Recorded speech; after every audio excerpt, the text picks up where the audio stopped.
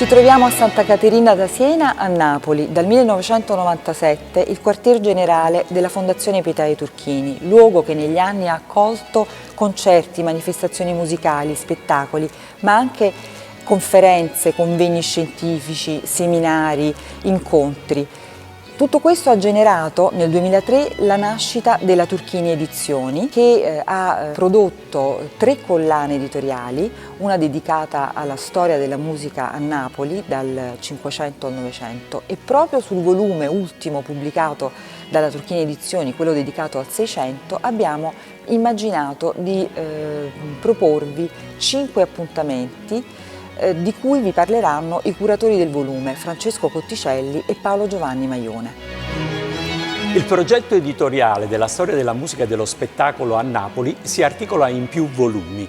È già uscito il volume sul 700 qualche anno fa ed ora invece è pronto e è andato alle stampe il volume sul 600. Sono 2 volumi molto articolati e si avvalgono della prefazione di Aldo Masullo, forse l'ultimo scritto del grande filosofo, il quale dà una visione del 600 straordinaria, quasi è un prologo a tutto ciò che poi incontrerà il lettore in questa lunga avventura messa su da un numero cospicuo di studiosi.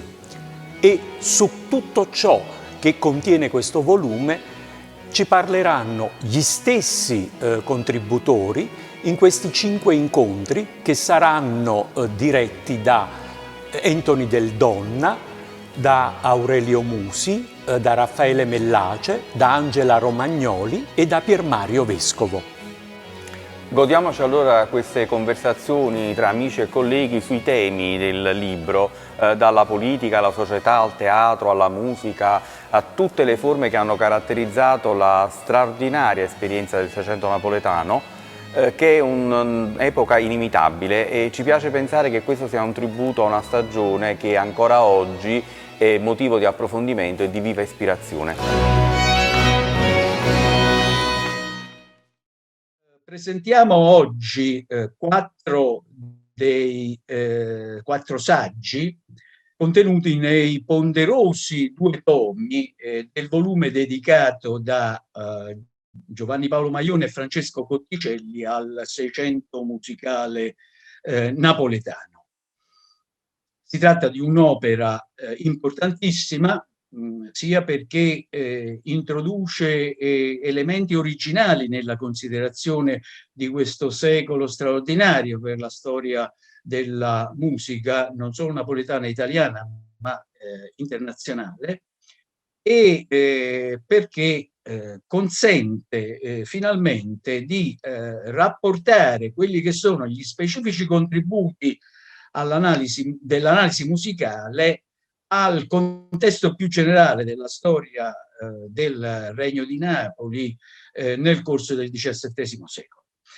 Barocco, dice Masullo nella breve prefazione a questo libro, a questo volume, è un termine impreciso e generico. Io non penso assolutamente questo, io penso che proprio da questo volume emerge invece il carattere specifico di un termine come il barocco nel caso della musica napoletana del 600. E il carattere specifico che è dato proprio dal termine adottato da Maione nel suo saggio, la scena sfuggente. Ecco, mi sembra che anche i 4 saggi che noi andremo a discutere oggi precisino questo che è il senso della scena sfuggente del barocco musicale napoletano e siano caratterizzati da 3 elementi comuni. Questi 4 saggi, ma sono 3 elementi che, ripeto, si possono individuare, ritrovare anche in altri saggi del volume. Il primo è l'essenza del barocco napoletano costituita dalla sperimentazione. Ecco, andare oltre i limiti, sperimentare. Questo è il barocco musicale napoletano, è elemento collegato a questo è l'influenza che ha esercitato anche nei secoli successivi della storia della musica napoletana. Il secondo elemento che mi pare raccordi questi saggi che oggi andiamo a presentare è costituito dalla committenza. Ecco, cenacoli e committenza aristocratica sono il trade union di tutte le diverse espressioni musicali napoletane che andiamo a considerare oggi. E infine le sonorità sempre più ricche. Ecco, questo mi sembra un ulteriore elemento che costituisce il filo rosso, il tratto comune dei saggi che andiamo a considerare. Ecco, io adesso do immediatamente la parola al primo dei nostri ospiti, Enrico Baiano, che ha scritto un saggio sui clavicembalisti napoletani, precisando le influenze italiane, spagnole e fiamminche a fine Cinquecento, ancora i cenacoli aristocratici dei Sanseverino, di Gesualdo e di altri, e poi già qui abbiamo un primo elemento che io chiederei appunto di mettere in evidenza a Baiano, che è questo della specificità del barocco, del linguaggio barocco napoletano, caratterizzato proprio dalla sperimentazione dello stile libero. Ecco, allora do la parola a Enrico Baiano perché in pochi minuti, 6, 7 minuti, 8 minuti massimo, ci illustri quelli che a suo parere sono i tratti fondamentali del suo saggio. Prego Baiano. Devo dire che da clavicembalista ho studiato tantissimo il 500 e il 600, ma da ex pianista naturalmente ho sempre amato anche il repertorio successivo e il lungo studio e il grande amore mi hanno portato a vedere come ci sia una fondamentale unità e continuità tra la fine, tra le esperienze cinquecentesche fino alla fine dell'Ottocento, e che ci sono degli elementi proprio fondanti del pensiero musicale occidentale che hanno le loro radici proprio nelle esperienze, soprattutto dal secondo Cinquecento in poi. In particolare, per esempio, studiando Scarlatti, mi sono sempre parsi inadeguate le affermazioni che Scarlatti è una figura isolata, che la scrittura di Scarlatti è una scrittura bizzarra, Domenico Scarlatti naturalmente, è una scrittura bizzarra che forse nasce dal suo isolamento. Perché in effetti io guardando indietro vedevo che invece Scarlatti ha ben le sue radici nei secoli passati e per esempio proprio nella Napoli del tardo Cinquecento, inizio Seicento, dove convergono esperienze musicali, filosofiche, teoriche, grandi teorici scrivono, pubblicano a Napoli in quel periodo. E appunto è un centro di grande sperimentazione e di grande ricerca, forse proprio perché lo spirito napoletano è uno spirito curioso, indagatore, anche cervellotico a volte, con questo gusto per l'arcana cerebralità dei processi, che quindi viene applicata sia al contrappunto in stile antico, che viene esplorato e portato a vette di complessità raramente eguagliate, viene applicato alla ricerca sonora, alla ricerca delle sonorità con cui far suonare gli strumenti, alla ricerca teorica e pratica dei temperamenti e delle possibilità di allargamento dei confini allora modali, e viene applicato alla ricerca delle possibilità tecniche di strumenti della voce. Per cui noi già a fine Cinquecento, appunto nei grandi cenacoli come quello appunto di Sanseverino, di Gesualdo, noi vediamo questa ricerca per esempio per complesse figurazioni tecniche, complesse figurazioni di abbellimenti che devono in qualche modo superare i limiti delle diminuzioni rinascimentali come si erano ormai fissate, questa ricerca di nuove possibilità della mano sullo strumento, ma poi le ricerche in ambito armonico e cromatico, quindi non solo con la costruzione di strumenti sulla base poi delle ricerche fatte da Niccolò Vicentino, la costruzione di strumenti che consentissero di suonare suoni non più vicini tra loro di quelli del semitono, e la possibilità quindi di avere modulazioni e combinazioni assolutamente astruse che purtroppo poi non hanno avuto un grande seguito perché la storia della musica è andata avanti in altro modo. Quindi noi vediamo già per esempio in Jean de Mac, Giovanni de Mac, fiammingo ma naturalizzatosi napoletano, sia dal punto di vista tecnico la scrittura che chiede al tastierista delle cose finora mai viste effettivamente, ampi sbalzi da una parte all'altra della tastiera, velocissime figurazioni, combinazioni di note doppie che non è assolutamente consueto trovare nel panorama musicale tastieristico, per esempio italiano del periodo. C'è soltanto un curioso parallelo con la scuola virginalistica inglese, che pure aveva raggiunto proprio in quel periodo un livello di asperità tecnica non più eguagliato.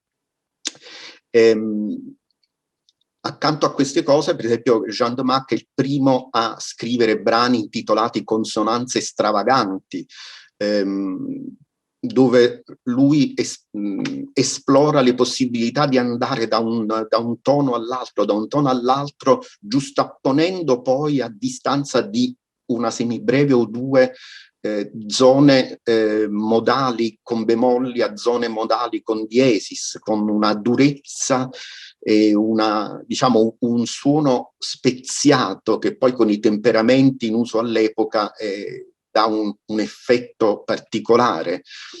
C'è anche da dire poi appunto tutta questa ricerca di una nuova sonorità.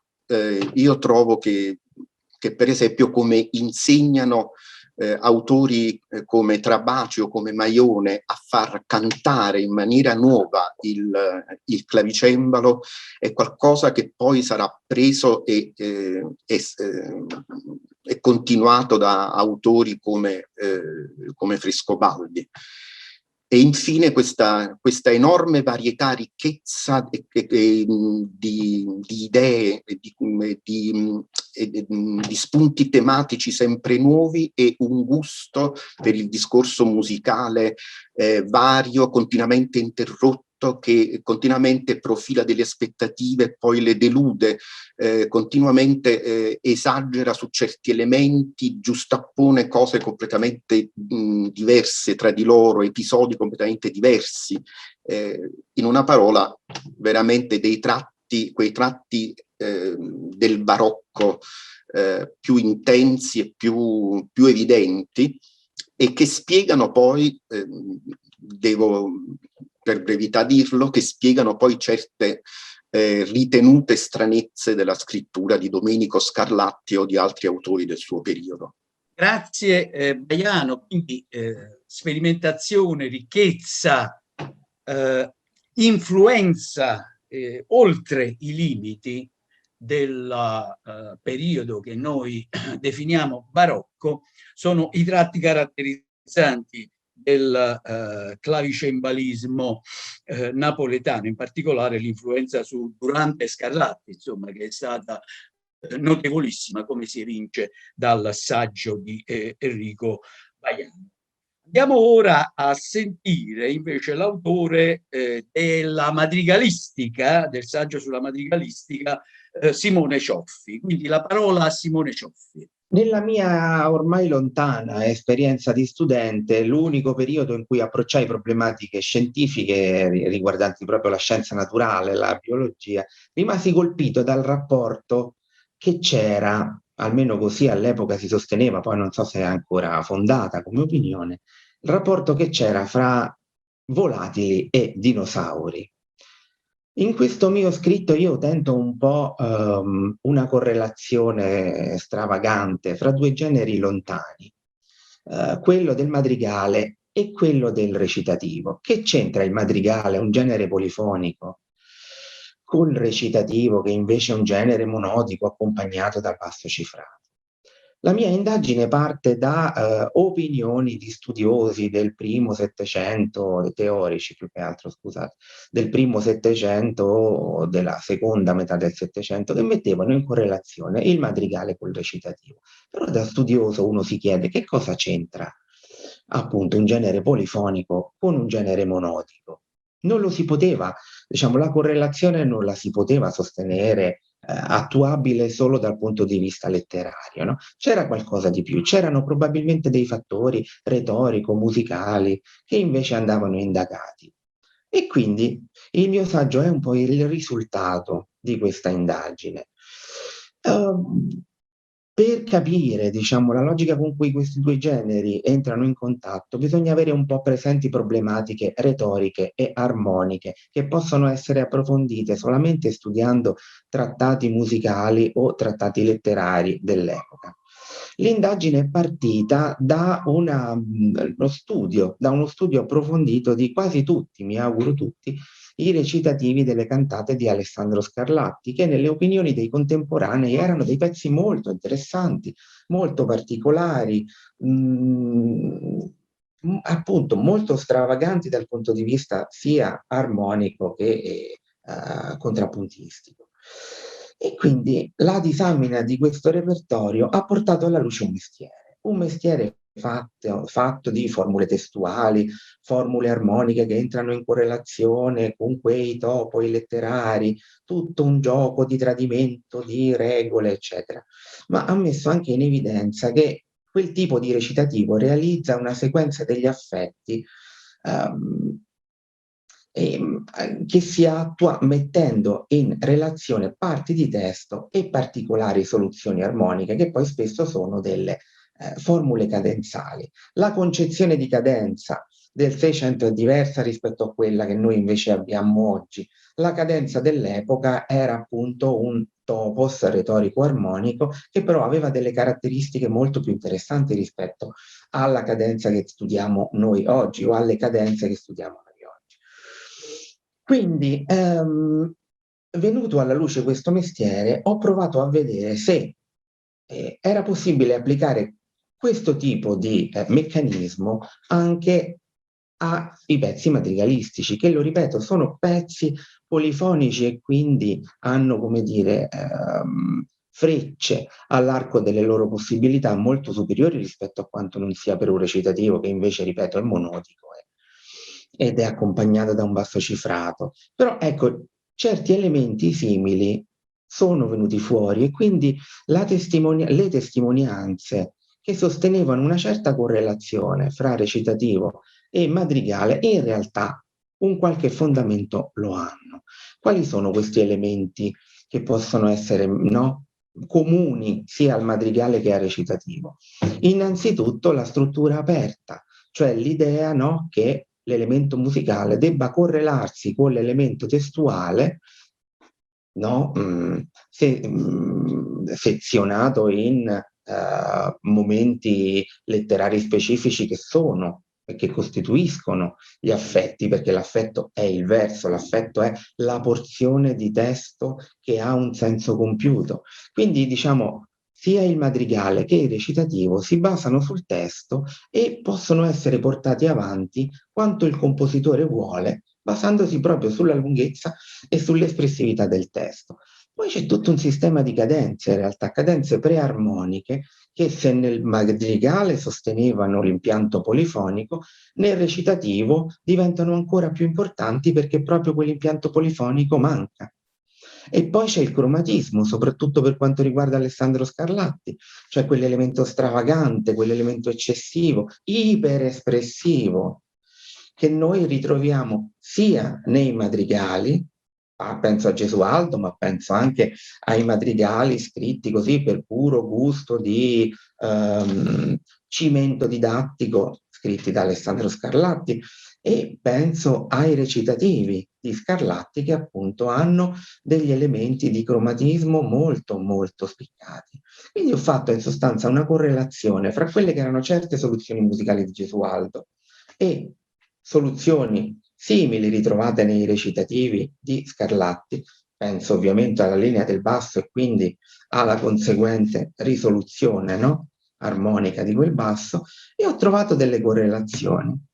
C'è quindi un certo fondamento fra quello che è, no, il recitativo cromatico stravagante di Scarlatti, considerato appunto il Gesualdo del recitativo, e la musica stessa di Gesualdo.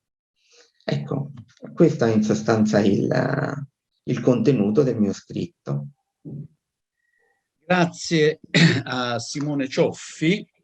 Mi sembra che quindi va sempre meglio precisandosi il sistema del barocco musicale napoletano. Quindi in questo caso dissonanza, modulazione, libertà armonica, stabilizzazione del sistema tonale nel recitativo, perché anche questo è un elemento molto importante, vanno sempre meglio a precisare quel concetto che non è affatto, come ritiene, ripeto, Masullo nella prefazione a questo bel libro, un concetto generico, ma è un concetto, diciamo, che è connotativo di un'epoca e che comunque può trovare significative analogie anche con altri ambiti della cultura europea del secolo XVII, dell'età barocca.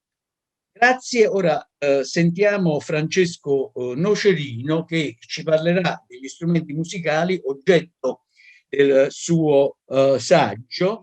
Il mio intervento è particolarmente mirato a un aspetto particolare di questo periodo, che appunto sono gli strumenti, e direi appunto che nel Seicento Napoli fu uno dei maggiori centri europei di produzione di strumenti musicali. La realizzazione di questi manufatti era eseguita nelle botteghe di abili artigiani, custodi dei segreti di una notevole e secolare attività. Le importanti committenze di liuti, chitarre, lire, viole, clavicembali e organi provenienti soprattutto da una ricca nobiltà che nel proprio ozio operoso poteva davvero vantarsi di possedere dotte competenze musicali, alimentavano un mercato ricco e vivace che attirava apprendisti, commercianti e abili artigiani da ogni parte d'Europa alla capitale partenopea dell'allora viceregno spagnolo.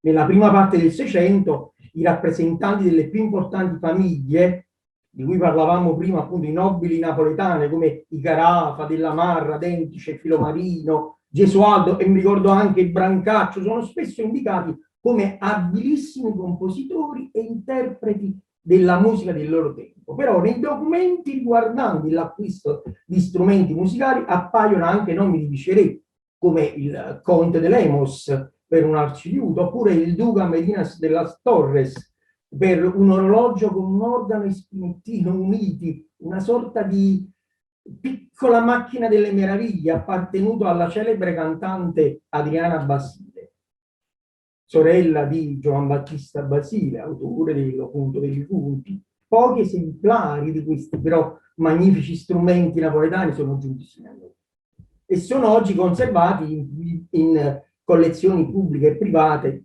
un po' in tutto il mondo. Essi confermano la raffinatezza e l'importanza di questi arnesi della musica, che spesso, unitamente alle loro notevoli qualità acustiche, si presentavano accuratamente arricchiti da dipinti, intarsi, intagli, con decorazioni di madreperla, avorio, tartaruga e legni pregiati, realizzate da abilissime maestranze che operavano a Napoli e che collaboravano con il costruttore degli strumenti musicali. Notevole quindi è stata l'importanza della ricerca archivistica, la quale, seppur complessa e faticosa e lenta, ci ha fornito generose informazioni. I documenti antichi offrono, accanto a dati essenziali sugli strumenti, come anche preziose notizie relative al contesto in cui gli artigiani vivevano e anche relative ai rapporti e ai legami che essi avevano con i loro colleghi, collaboratori, apprendisti e committenti. Informazioni che aiutano a svelare l'azione dei vari elementi che intervenivano per l'evoluzione e lo sviluppo di nuove tecnologie costruttive degli strumenti musicali. Agli inizi del Seicento era ancora in uso la lira da braccio, indipendentemente, cioè iconograficamente associata alla sirena partenope, ed è significativo che il letterato Giulio Cesare Capaccio affermi che questo strumento simbolicamente significasse la concordia, poiché le corde tastate rappresentavano i seggi nobili e la corda non tastata il seggio del popolo della città di Napoli. E infatti è proprio una lira che troviamo appoggiate ai piedi del Vesuvio in fiamme spente dal latte della sirena partenope, nella famosa fontana di Spina Corona, quella alle spalle dell'università che noi napoletani chiamiamo appunto la fontana delle Tizze, rinviando ovviamente per maggiori dettagli al testo del Seicento napoletano, appunto curato dall'edizione Turchini, a cura di Paolo Giovanni Maione, dei magnifici Paolo Giovanni Maione e Francesco Cotticelli. Vale la pena soffermarci certamente sulla produzione di strumenti a tastiera di cui prima è stato accennato, sui quali al tempo dei viceré studiarono appunto Giovanni Maria Trabaci, Ascanio Maione, Scipione Stella, Giovanni Salvatore. Tra la cimbola napoletana del Seicento e la spinetta rettangolare napoletana, e vedete che io adopero sia all'interno del testo, ma continueremo ad usarlo, e oramai è uso comune usare questi toponimi riguardanti questi strumenti, avevano caratteristiche ben definite che li distinguevano dagli altri prodotti di altre scuole cembalari italiane ed europee. Assieme a questi due principali strumenti, appunto il clavicembalo e la spinetta rettangolare, realizzate da cembalari napoletani, troviamo vari altri strumenti affini, come per esempio la spinetta traversa, o ad ala, la spinetta doppia, quella che gli inglesi chiamano Mother and Child Virginal, spinetta madre e figlio, di cui non si sapeva nulla. Strumento presente a Napoli, come provato da un documento del 1676, proprio in cui Onofrio Guardacino, lo Stradivari dei cembali napoletani, descrive così, seguo su un foglio che mi sono appuntato, ecco, una spinetta e un'altra spinettina che suonano una sopra l'altra e possono anche suonare separate, e a levatura di cassa con tastatura d'avorio, opera di Giovanni Rispo. Una descrizione magnifica che veramente ha sorpreso il mondo intero quando è uscita per la prima volta questo documento da Napoli, mentre invece risultava che questo fosse uno strumento solo fiammingo, e invece a Napoli tranquillamente si costruivano questi strumenti dove è possibile suonare assieme, dove è possibile fare musica assieme, dove la musica, ecco, è parte integrante della nostra vita. Della seconda metà del Seicento poi ci sta un altro strumento straordinario che è il tiorbino, strumento che fino a pochi anni fa era del tutto sconosciuto come prodotto dell'arte cembalare. Il termine tiorbino indicava allora uno strumento simile per forma e dimensioni a una piccola spinetta, sulla quale erano montate corde di budelle, quindi con un suo timbro particolare, particolarmente dolce e delicato. E testimoni, questa è la cosa che viene sottolineata e che sottolineerei, è proprio della ricerca di nuove sonorità da parte dei costruttori napoletani. Per l'organo, strumento a tastiera protagonistica della musica sacra, la tipologia della produzione napoletana era basata soprattutto sull'organo da muro, questa grande macchina del suono, ecco, barocca con quella parola barocca che significa ricchezza, bellezza e tanto altro, e poi il diffusissimo, proprio napoletano, organo così, dalle dimensioni più ridotte, simile esternamente a un piccolo armadio. Mentre cospicue sono notizie e documenti su antiche organi napoletane, ovviamente davvero pochi. sono quelli che ci sono giunti fino a noi.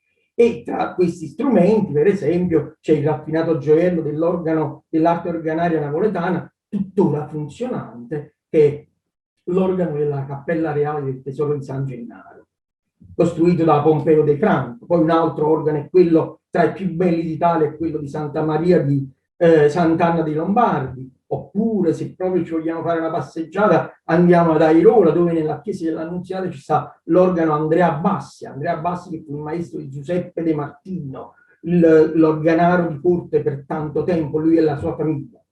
Concludo evidenziando che il Seicento, apertosi con strumenti ancora sperimentali, con nuove osservazioni, ardite invenzioni, si conclude con uno stuolo di ricchi strumenti di produzione napoletana che continueranno a svilupparsi grazie al perfezionamento delle tecniche costruttive, rispondendo all'evoluzione delle nuove pratiche musicali tendenti verso una sonorità sempre più ricca ed esigente, che culminerà nel trionfo della musica barocca, di cui Napoli fu una delle principali protagoniste europee. Grazie. Grazie. Quindi una conferma ulteriore da questo intervento della ricchezza, in questo caso della ricchezza costruttiva, dei colori, dei timbri, della ricerca dei suoni che caratterizza appunto il barocco musicale napoletano. Io voglio ricordare due cose solamente. La prima, che è la metafora della lira come simbolo di armonia, di ordine, di equilibrio, è molto diffusa nella trattatistica, in tutta la trattatistica e anche nella letteratura ovviamente del periodo, ed è una testimonianza del carattere cosmopolita di questa cultura, perché la metafora della lira è diffusa in tutta la cultura occidentale del secolo. E poi voglio ricordare che non solo importanti esponenti dell'aristocrazia, ma i sovrani erano diciamo attenti e provetti esecutori. Filippo IV era un esecutore della viola da gamba, suonava la viola da gamba e lo suonava anche abbastanza bene, secondo le testimonianze che io ho potuto raccogliere in questa biografia che ho scritto e che è in libreria proprio in questi giorni su Filippo IV per la Salerno Editore. Bene, passiamo all'ultimo intervento che diciamo ci racconta il saggio sulla editoria musicale, che è di Francesca Seller. Due elementi mi sono apparsi particolarmente significativi in questo saggio. Il primo, che non è emerso fino ad ora, è l'influenza degli ordini religiosi. L'influenza degli ordini religiosi sulle scelte editoriali. Il ruolo dell'Inquisizione è fondamentale, la censura fondamentale. E il secondo elemento che diciamo, a cui porta molta attenzione il saggio della Seller è la topografia delle stamperie, dove si stampano a Napoli, e la topografia delle stamperie ci rivela un elemento permanente poi della storia, diciamo, architettonica napoletana, perché poi sappiamo tutti che gran parte di queste stamperie stavano a San Biagio dei Librai, appunto. Quindi vedete come ci sono elementi ricorrenti nella topografia napoletana fino ad oggi. Prego, Selma. Buongiorno a tutti. Lo scopo del mio lavoro è di dare una panoramica degli studi al momento attuale proprio sul settore della stampa musicale, settore che, come altri segmenti produttivi, risente molto delle vicende economiche, culturali e sociali che investono la città. Dopo un periodo di grande espansione demografica nella prima metà del secolo, dalla metà succede qualcosa di nuovo. Napoli subisce le conseguenze di una più complessiva crisi economica che attanaglia l'Europa e vive anche due momenti socialmente molto significativi, la rivolta di Masaniello e la terribile peste del 1656, elementi che avranno anche come conseguenze nel campo proprio degli stampatori musicali, ce lo dice Giustiniani, di una grossa riduzione del numero degli addetti a questo settore. Addetti che spesso hanno un doppio ruolo, bisogna un po' leggere tra le righe, talvolta è difficile distinguere tra chi è il produttore, editore, che spesso viene identificato proprio con la dicitura a istanza di, e chi materialmente stampa, il tipografo, che spesso è anche libraio e che vende nella propria bottega ciò che ha stampato. Botteghe che appunto, come sottolineava il professor Musi, per la maggior parte erano site nella zona di San Biagio dei Librai e arrivavano fino alla Porta Reale. Ma chi erano e da dove venivano questi stampatori? Molti erano napoletani o provenivano dalle varie città del Viceregno, ma talvolta abbiamo notizia di molti stampatori che giungevano dalle città del nord, che attratti anche dalla bravura, dal rigoglio di questo settore, venivano qui per fare il proprio apprendistato, spesso rimanevano qui e aprivano anche una propria attività produttiva.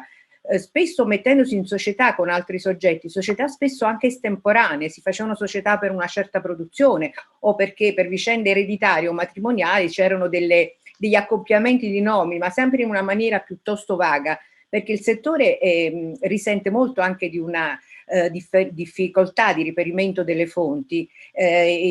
A tutt'oggi rimangono fondamentali gli studi, seppur datati, di Mischiati, di Sartori, di Pompilio con Larsen e fortunatamente degli ultimi anni la pubblicazione del dizionario degli editori musicali proprio per quanto riguarda il Seicento, che dà nuova luce su questo settore ancora molto da studiare. Quali sono i centri propulsori di questo settore? Principalmente due: la corte vicereale con tutte le grandi famiglie aristocratiche e i centri religiosi. È vero, ancora c'è molto da indagare su quanto riguarda questo settore, un settore molto complesso che non è rappresentato soltanto dalla curia arcivescovile, ma anche dalle congregazioni, dagli ordini religiosi, dai monasteri. Essere fregiato del titolo di stampatore arcivescovile è un fatto che dà grande rilievo allo stampatore e che in un certo modo lo mette anche al riparo dalla terribile censura curiale che in molti casi imprigiona gli stampatori perché hanno pubblicato libri considerati eretici, soprattutto riguardano le teorie copernicane.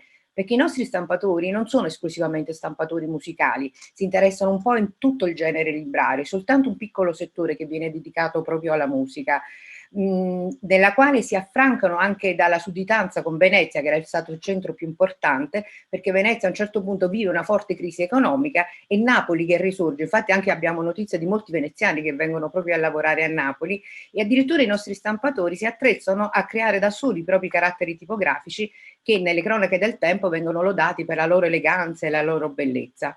Cosa si stampa prevalentemente? Musica sacra, questo è ovvio, visto che i centri produttori si ascrivono proprio agli ordini religiosi, alla curia e quant'altro. Anche molta musica vocale e in questo campo sono molto in controtendenza gli stampatori napoletani perché stampano molti madrigali, cosa che in Italia non succedeva e in particolare gli autori sono appunto quelli napoletani o comunque che girano intorno alla corte. C'è un piccolo settore di nicchia che vale la pena di sottolineare, che è quello che riguarda la musica strumentale. In particolare abbiamo molte notizie di stampe di intavolature fatte sia per strumenti a corda sia per strumenti a tastiera. Prova evidente che c'era un grosso mercato di aristocratici dilettanti che volevano riprodurre nelle loro case la musica che veniva composta. Ricordo infine anche un grosso peso che vengono dati dai trattati teorici del tempo. Rimane molto da studiare sul Seicento perché rimane anche molto da approfondire il lavoro dei copisti musicali che non scompaiono con la stampa. Soltanto in rarissimi casi a tutt'oggi si possono ricordare dei lavori, in particolare ricordo il lavoro di Baciagalupi sui copisti di Pergolesi, ma è un settore tutto da scoprire con fonti complesse e sicuramente l'approfondimento del lavoro delle fonti, soprattutto sull'archivio del Banco di Napoli, sono sicura che potrà dare dei grandissimi risultati e nuove notizie proprio su questo settore della stampa seicentesca. Grazie. Grazie. Chi ci ha visto e seguito si è potuto rendere conto di un elemento fondamentale che costituisce uno dei pregi di questo volume, cioè il suo carattere interdisciplinare, la dimensione interdisciplinare nello studio della musica e delle esperienze musicali napoletane, che è fondamentale. Avete visto già alla luce di questi 4 saggi che abbiamo presentato come sia importantissimo avere questo sguardo interdisciplinare, fermo restando la propria specificità disciplinare e di studio. L'altro elemento importante che viene già in evidenza da questo assaggio limitato ma molto gustoso di oggi è la ricchezza anche di generi diversi. Ecco, anche questo è un elemento importante. Musica sacra, cantata da camera, vedrete poi, sentirete canzonette, madrigali, musica strumentale, opera a teatro, ballo. Poi appunto gli strumenti, la ricchezza degli strumenti, l'articolazione dell'editoria musicale, le dinamiche del mercato. Ecco, tutti elementi e oggetti che richiedono una straordinaria attenzione interdisciplinare, e devo dire che sia i coordinatori di quest'opera sia i singoli autori sono pienamente riusciti in questa impresa, che non era semplice, ma che sicuramente costituisce uno spartiacque fondamentale nella storia degli studi e nella letteratura musicale napoletana, e non solo napoletana, del Seicento. Io ringrazio tutti voi, ringrazio chi ha organizzato questo incontro e ringrazio soprattutto i coordinatori dell'opera, Francesco Cotticelli e Giovanni Paolo Maione. Grazie. Grazie a lei, professore. Grazie a tutti voi. Arrivederci a tutti. Buona giornata, arrivederci.